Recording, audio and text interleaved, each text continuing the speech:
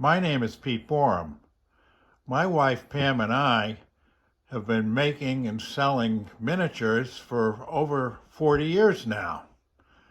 We make miniature furniture and accessories, and we really don't have any dollhouses or to do any collections.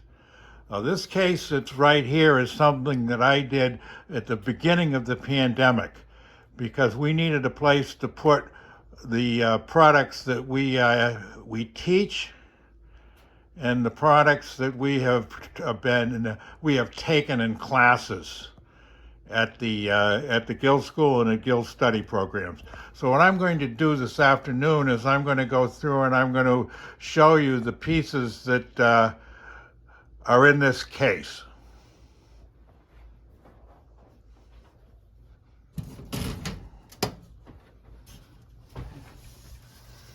This first piece is a chest of drawers from a shaker collection. It's unusual. It has a drawer on the bottom. It's a piece that we have taught in a class at a show. The second piece is a recent class at the Guild Study program in Williamsburg. It's a Pembroke table with drop leaves, and we taught this last year from the Southern Furniture Book of Colonial Williamsburg Pieces. This is a tilt-top candle stand from Strawberry Bank. We found it on a snowy day in the attic of one of the buildings when we were looking for a piece to teach at a study program.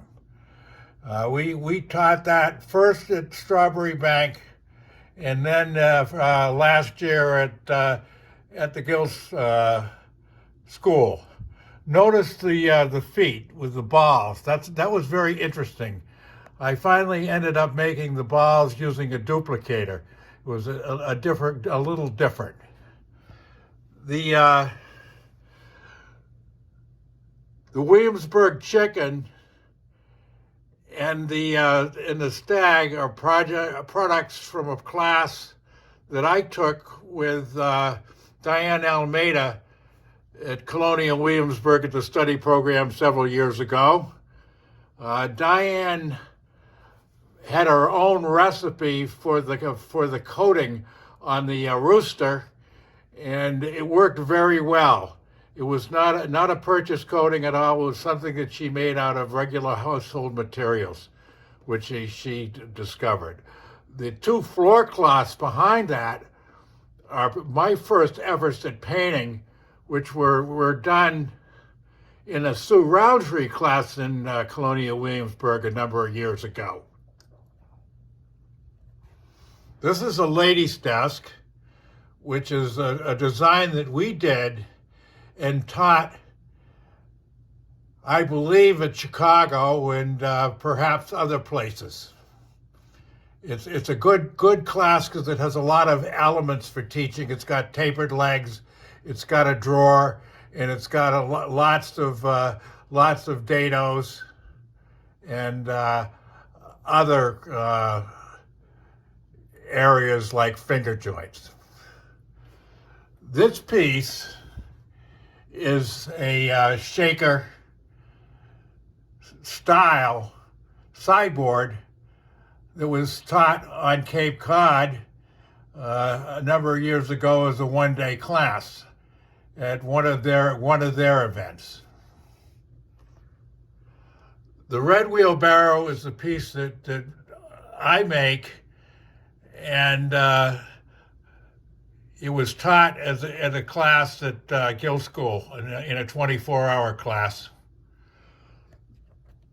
The garden tools behind the wheelbarrow are pieces that I have made and taught twice at the Guild School and at other places. They were inspired by the class that I took in 2002 from Bill Hudson. The main part of that class was this green wheelbarrow with the completely metal wheel It's a fun piece. I really enjoyed that class. It was the last class that Bill taught at school. I enjoyed it so much that we went to Kansas City in 2004, and I took the scooter, which was another class. I believe that was the last class that Bill taught. I remember it was 2004 because that was the year that the Red Sox were in the World Series for the first time, and I had to sneak out of the dinner in order to check the scores and watch the game. This drop leaf table is the first class that Pam and I taught at Guild School.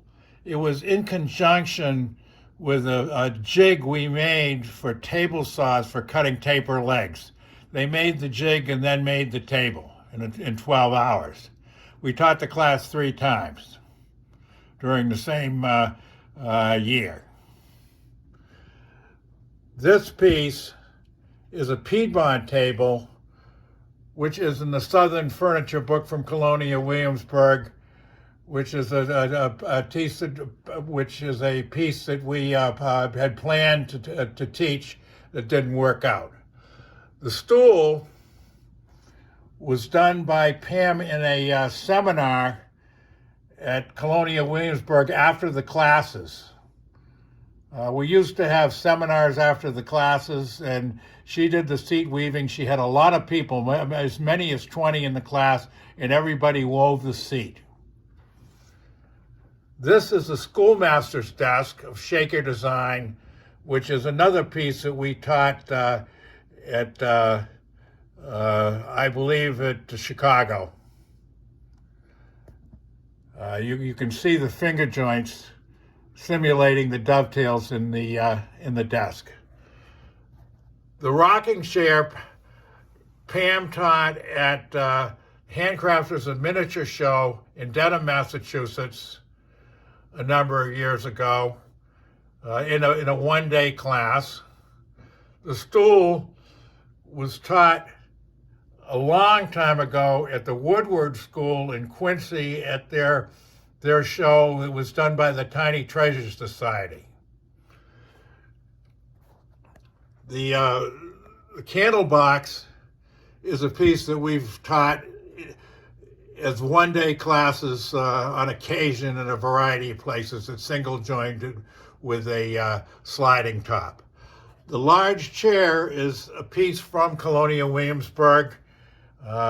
We were taught that a number of years ago. It's a very interesting piece. It's very, very popular piece, and it's been taught several times before at the study program. The 2 child's chairs, another project that we taught at Colonial Williamsburg. This is a table which was derived from a plan that a customer was interested in having, and we made a lot of modifications and taught it at a class afterwards. It turned out to be very, very nice. Another one of our class projects is this Shaker table desk, which is a standard design, again with the finger joints. Down at the end is a sugar chest taught at the Guild Study program in Maysville, Kentucky. In 2008, it was the first study program held in Maysville. We enjoyed teaching the class. I mean, a sugar chest is an unusual piece and not very common here in the Northeast. This piece is a New England dressing table from the collection in Colonial Williamsburg. Mark Murphy had been asked to teach it, and he had some family problems and called us during a hurricane in September, right around Labor Day, and asked us if we could do it for him because he wasn't going to be able to. So we put it together in 3 months and taught it at Colonial Williamsburg, and enjoyed it so much that we turned around and taught it a couple years later at Guild School. I remember making the knobs for it, and the lovely bird's eye maple veneer was something that Sue Roundtree had and gave to us to use on the project. This is a Kentucky table, which was one of my artisan pieces that I submitted 2004 for artisan. The two bowls on the bottom were a 12-hour class at Guild School that both Pam and I took from Darrell Williams, who was a very good wood turner. He got in an accident and hasn't been doing this type of work since then, as far as we know. The chess table is a project that we've been making for a number of years, taught in a lot of different places. It's a standard product of ours.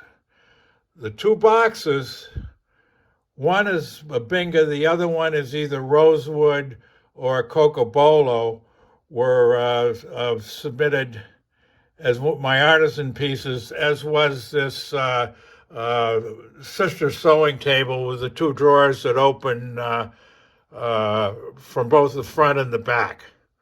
It's another piece where I had to make the little knobs. It was a good piece.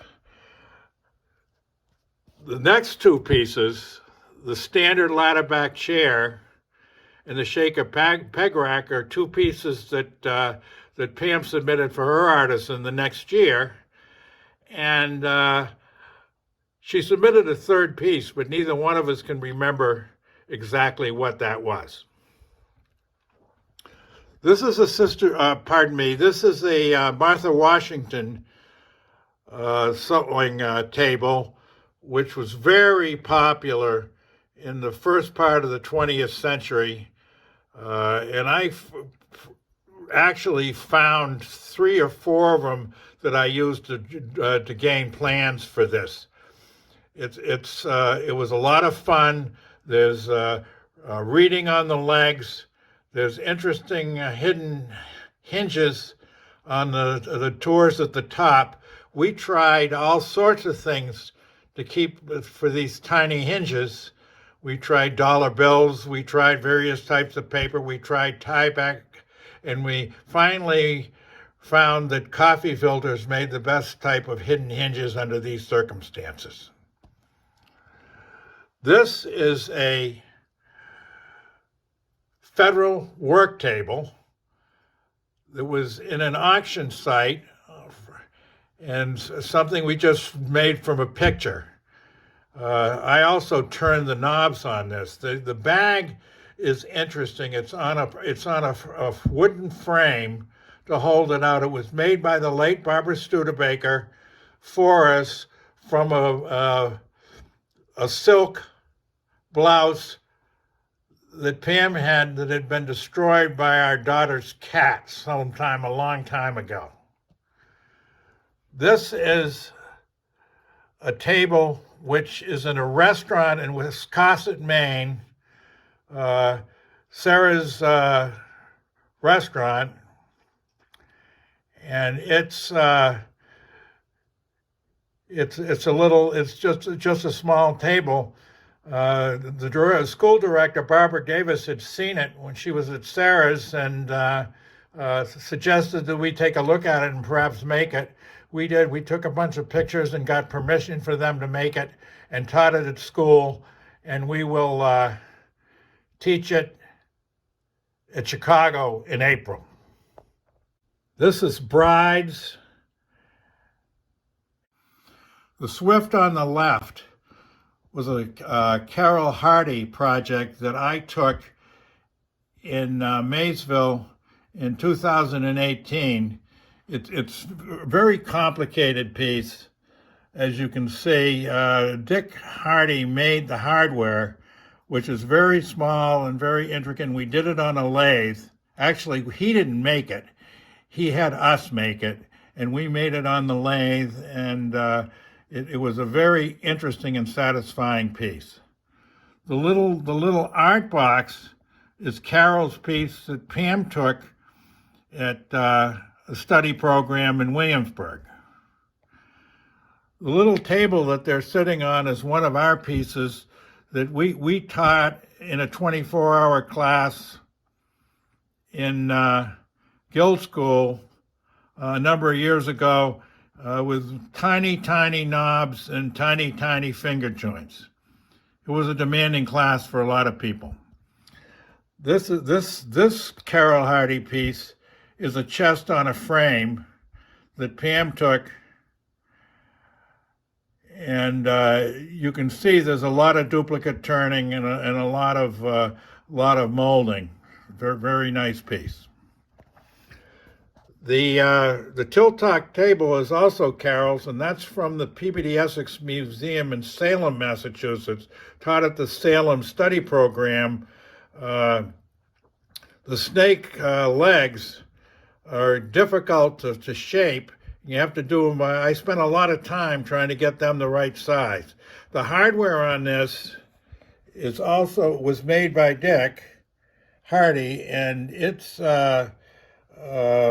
very intricate. Fortunately, he made an extra set, I should say, and that's a good thing because I ended up having to call him and get another one because I lost mine.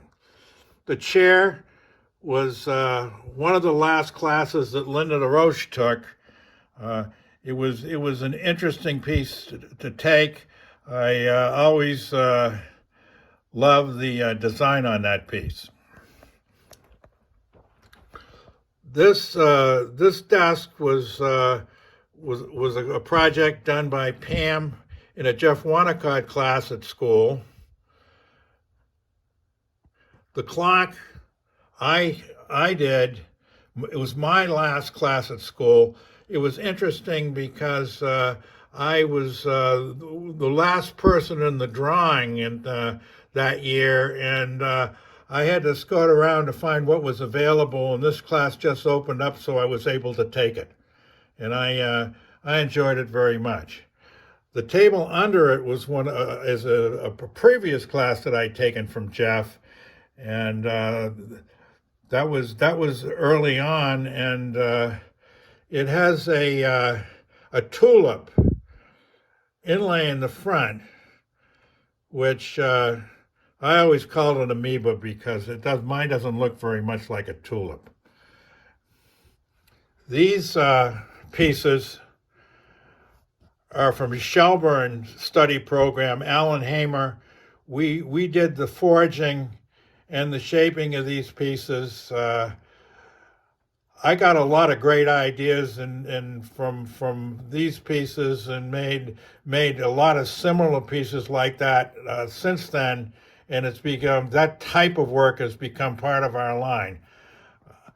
I learned a lot from him, and got my designs for other places in a variety of different ways.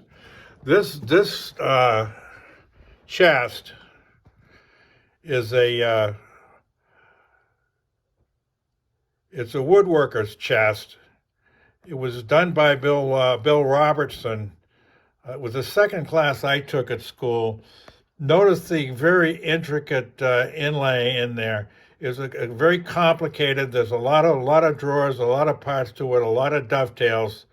I got most of it done, but I hadn't done the finishing and hadn't done all the hinges and all the fitting, and finally finished it during the pandemic sometime in 2020, maybe 18 years after I made it, 18 or 19 years.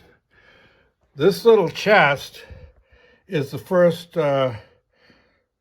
project that I ever took with the Guild, the first class. And it was a Bill Robertson piece at Colonial Williamsburg. in the year 2000. During introductions, I said I'd never taken a class before, and most of the students gasped, and a few of them laughed because they knew that I had not taken a lot of classes, but made a lot of things and taught a lot of classes. I think the hardware is very interesting in this. I think the design is classic. These are roller skates, or 24-hour class with Bill Robertson. We did a lot of jeweler sawing out of nickel silver, and quite a bit of soldering, a lot of fitting, tapping to make these things go together. Fun project. The chandelier behind it was taught the same year, another 24-hour class with Bill. There's a lot to that one also. I've done a lot of brass work since I took that class. This project is a Mary O'Brien painted table that Pam did at Shelburne in Vermont. The piece was made by someone else, I think probably by Mark Murphy. The two paintings are from a Mary O'Brien class in Williamsburg that I did. That was my first attempt at oil. It was okay. I enjoyed it very much. I think I'll do that some more. The baskets are from Bonnie Backey, she taught the baskets again at Colonial Williamsburg. They're difficult to do. They're hard on the fingers because the splints, you got to pull all those splints through. It was interesting. The piece in the back was a 12-hour class she taught at school. She made the top baskets, and we made the frame for her. The corner cabinet is a piece that Pam took from Mark Murphy in Guild School a number of years ago. The twin, or a double high chair, is a piece that I took my second time at Colonial Williamsburg with Mark. I had to carry a lathe all the way down, fly with it on Southwest Airlines and bring it down there. We didn't have a lot of equipment at that time, and it was really an interesting piece to make. It is very, very intricate. This Windsor chair is the first piece that Pam made at school with Mark. It's a classic, and it's a treasure. The hexagonal table is kind of interesting because it was we have this piece in our home. It's the piece that we have has chip carving on it. Otherwise, it's the same. It was the original was made by my grandfather in school in New York sometime around the turn of the 19th to 20th century. It's an interesting piece. We've taught it a couple of times. The two little boxes on the bottom are my attempt at painting in Sue Roundtree's class along with the floor class. This is the blue chest is a classic from Colonial Williamsburg. It's always on display in the museum, at the Whit Wallace Museum, and it was Pam's first class with the Guild. The rug underneath it is by the late Bonnie Backey, who lugged all her table looms up to Shelburne, Vermont, in order to teach weaving on to make this rug, which was quite a project. The cradle is Bob Hurd's from Colonial Williamsburg. Lots of complicated angles and joinery in that cradle. The table was also Bob Hurd's from Colonial Williamsburg. Pam took both the cradle and the table classes. The silver were classes that I took from Peter Quisto. The first one is a coffee pot. That was a 24-hour class. The last two I did the last time I taught classes at school, and really enjoyed doing that. The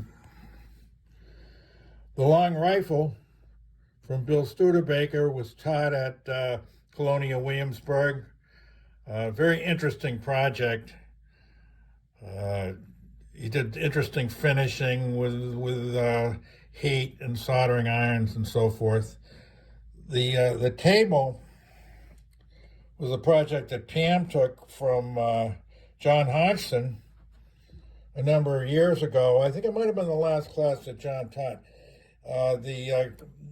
The chip carving on this oak table is very difficult on the hands, and I think everybody enjoyed it, but I think that they hoped that perhaps it had been a little softer material than the oak. This is a bottle or liquor cabinet that Bill Studebaker taught at Colonial Williamsburg a number of years ago. It's a demanding project for 18 hours. Julian Bigger's 24-hour class that Pam took. I think she took both the liquor cabinet and this the liquor case and this piece. It's by Julian Biggers.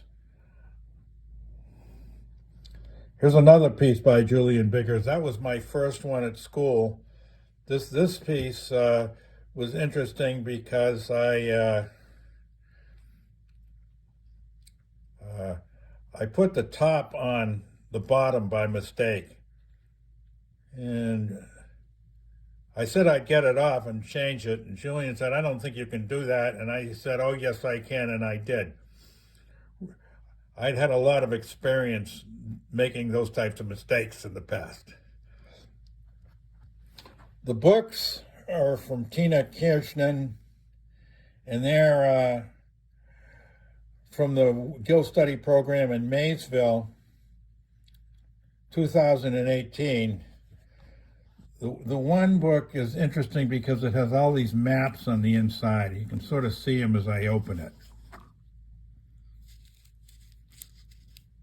Very demanding project. The green painted cabinet was a class I took from James Hastrich in Shelburne. It was an interesting piece to make. I ended up painting most of it at home, but I figured out that this is a situation where more paints actually look better, and I thought it came out pretty well. The picture and the plate above are a class that Pam took from Leanne Chellis Wessel in Salem. And that's a very, you really can't see how delicate that painting is, but it was quite an interesting class. And that's basically what I have. I think I neglected to say that Pam had taken the book class at Maysville in 2018, and may have left out a few other things, but I thought I would get back and let you take a good look at what this case looks like filled, because it's a good sized piece, the case itself, and it was fun to make, and I enjoyed it, and I hope you people enjoyed what I had to show you.